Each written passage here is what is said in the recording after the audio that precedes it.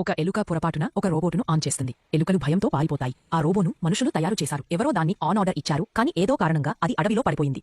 Robo ఎలుకల్ని చూసి అడుగుతుంది, నేను మీ అందరికీ ఎలా సహాయం చేయగలను? కానీ ఎలుకలు దాని భాషను అర్థం చేసుకోలేవు. అదే సమయంలో నీటి ప్రవాహంలో కొట్టుకుంటూ రోబో ఒక పొడవైన పల్లెం రాయికి చేరుతుంది. అది చూస్తుంది, ఒక ఎత్తైన నీటి అల దాని వైపు వస్తోంది.